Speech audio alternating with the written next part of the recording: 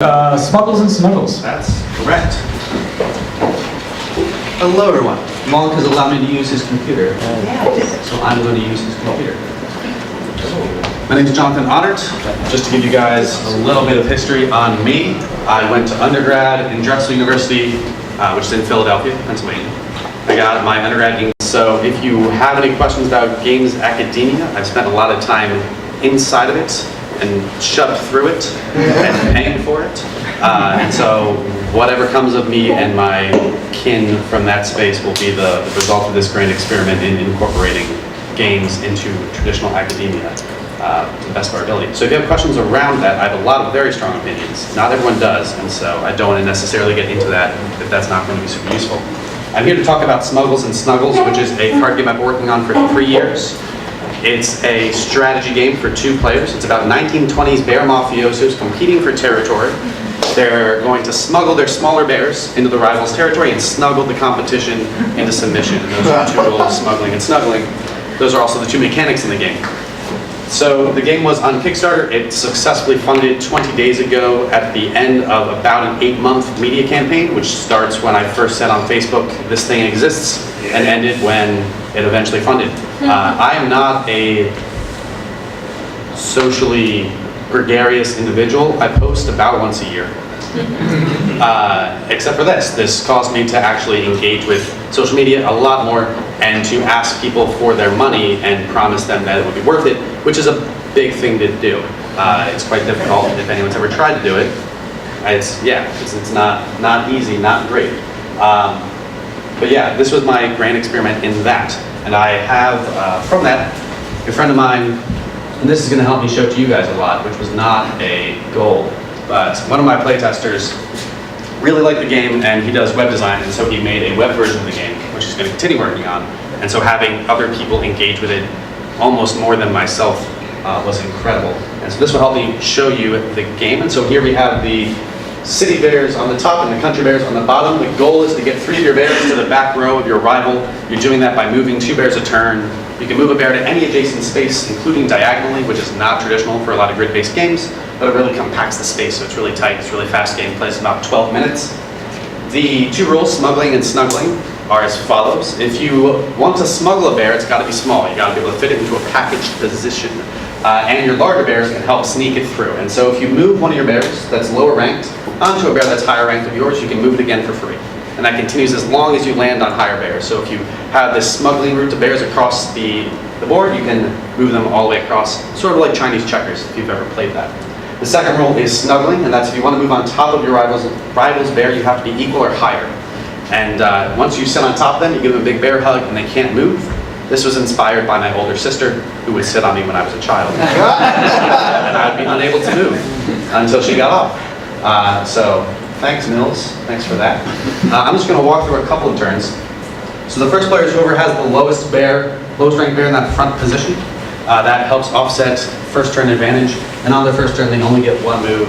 So the country bears have these spaces here, can move any adjacent space, and because he can move onto the 8 and then over here, he also has this move accessible. And so each of these cards has a face-down card underneath it. Both players have cards numbered 1 to 8, and there's only a single number on each card to determine their kind of rank in these 2 actions. Once you move a card off of one of the face-down cards, it flips face up, and you can now use it and see what it is. You don't really know your starting setup is determined pseudo-randomly at the beginning. Also worth mentioning is the city bears, or the country bears only get 1 move on their first turn because they went first. So the city bears are going to move their 5 here, and then they're going to move their 4 over their 5, snuggle to 3. And now they're threatening to move their 4 and score onto the 2 in the next turn. That's just kind of how the game works. It's not violent, so I can't say it's bloody, but it's very intense. It's very grapply. For the launch party, I had a tournament, which was also a big deal because the game does not look serious. You may have gotten that impression. And the rules are very simple, and so a lot of people look at it and they say, got it, it's a very quick, simple, easy game to play, relatively shallow, micro game style, and they move on. And then for those who actually take the time to engage with it a little bit more seriously, there's a considerable amount of depth that I spent about 3 years in total working on. This game has gone through numerous iterations. At one point, it moved up to a deck of 95 cards with special effects because everyone wants to design Magic the Gathering. And then it got compressed back down. It's been on boards that were 4x4, 3x7, 3x5, 3x2, 1x1, didn't work at all.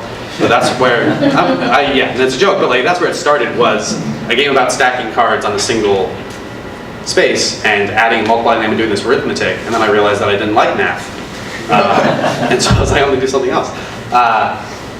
And to speak more to the origins, I really got a lot from working within constraints, and I really enjoy highly strategic tactical games. And I think a lot of people who get into design and development, especially on the programming side, also follow that train.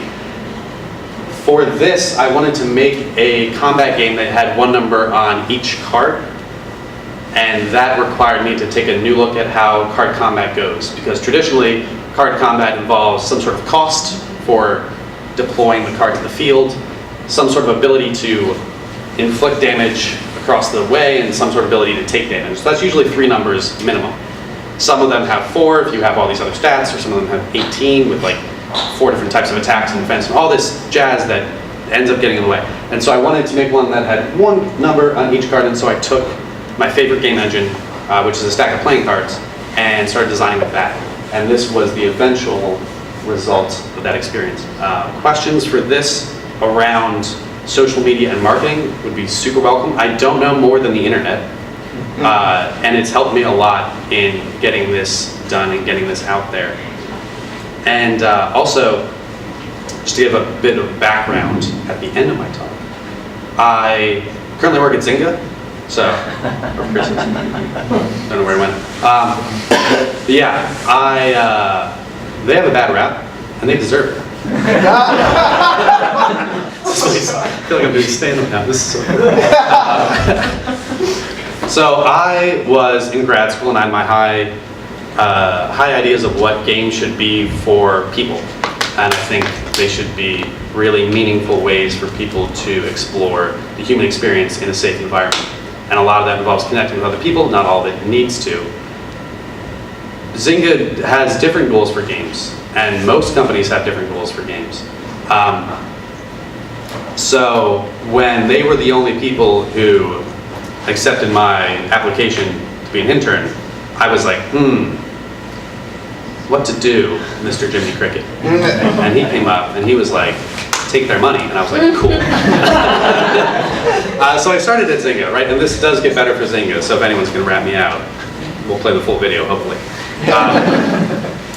I showed up and I was like, okay, I'm an intern, I'm untouchable, right? Worst they do, they fire me, and they can't even do that because that would give them a bad rap with Carnegie Mellon, and no tech company's gonna do that, right? So I have this perceived invulnerability. And I use that to have really honest conversations about what morality in games is, like what the state of it is, what Zynga might be doing, what Zynga has done, what respecting people's and players' time and money looks like, and possibly the business case for that if necessary.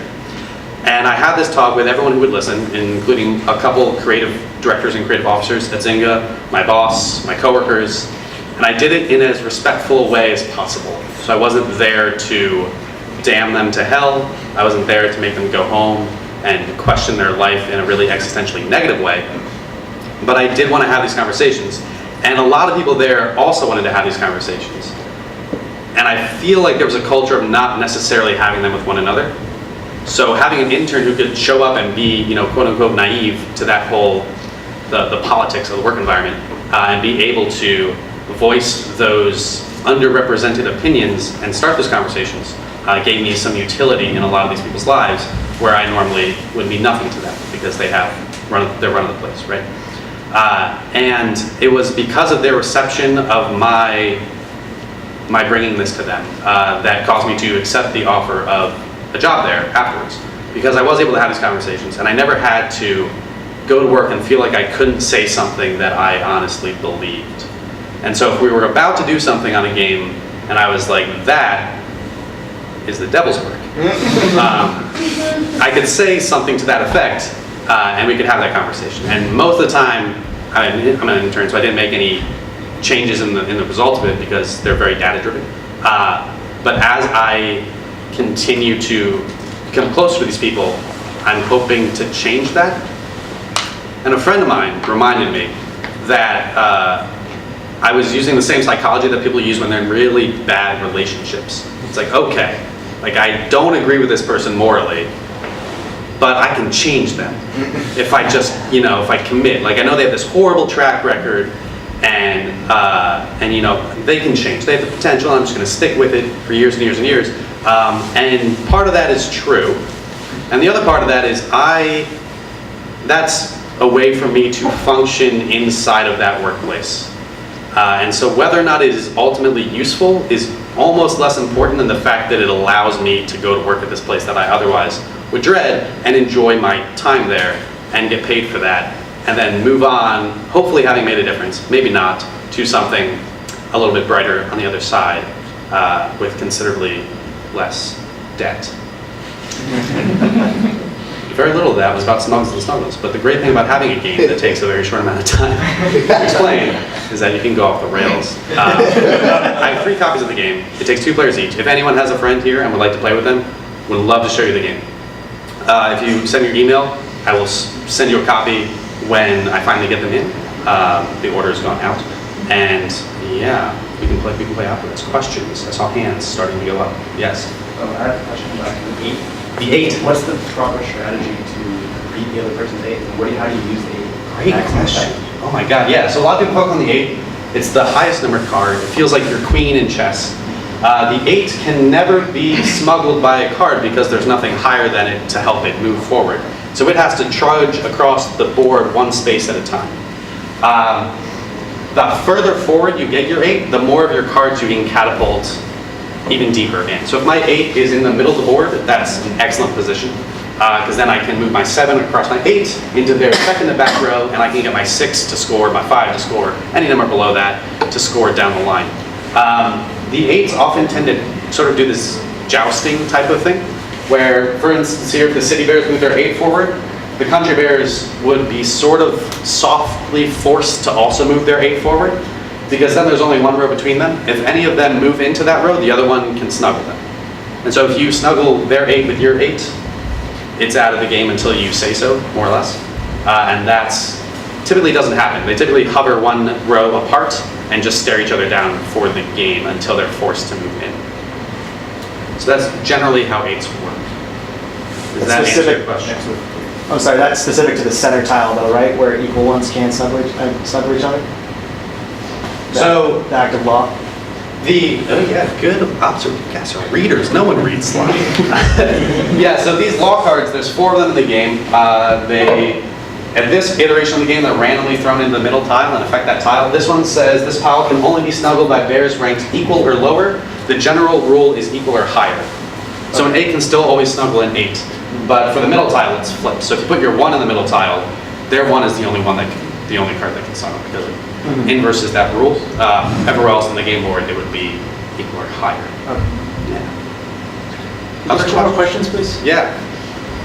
So you mentioned that what we're seeing now is just like something that a friend like slapped together. Yeah. But I'm curious, as someone with experience at one of the largest online gaming companies, why go physical rather than just say this would be an app? Part of that is a legal reason. I cannot release things that would compete with Zynga while I work for them. And I shouldn't be working on them, not that I don't. Yeah, so that gives me a big distance from Zynga in that way. Yeah, there's no reason this couldn't be an app. I do really have a soft spot in my heart for card games. They've served as a really critical role in me exposing myself to a lot of important communities in me growing up. And so to be able to create something that might give someone else that opportunity is really important. Yeah, and as I continue to work on physical games, I'm getting more into the space that physical games have a lot of control over and are kind of the big cheese in. It's a terrible word, but And that is the psychological game, right? So poker, if I look across and I pretend to read you and project a lot of things onto your face and your expressions, that is a completely different game than digital poker, where I have no idea who you are or what you're doing with your hands or your face. So getting into that ambiguous space that's kind of beyond the strict rules of the game is something that's really interesting and something that Snuggles doesn't do because both players know all the knowledge that the other player knows. So I'm hoping to make, I guess, better use of that space. Yeah. One more question, please. One more question. Buddy? Yes. So it's just been bothering me because it feels like I'm that player. To defend against that 4, could you just scoot the 2 and hope there's a larger number under it, or? Yeah. So our face down cards here, we revealed the 1 and the 3. So our face down cards are 4, our 5, and our 6. So we know, regardless of which one we reveal, it's going to be higher than that 4. Okay. Equal or higher, right? So if we scoot that 2, we'll definitely be able to cover the 4. We're okay. All right. No 4. Yeah. Alternatively, we can move our 8 onto the 4, or we could smuggle our 7 through our 8 onto the 4 as well. So we have a lot of options. We're not out of the game yet. But yeah, you guys are just vicious. I love it. All right, cool. That's the end of my time. If you want to talk, I'll be around.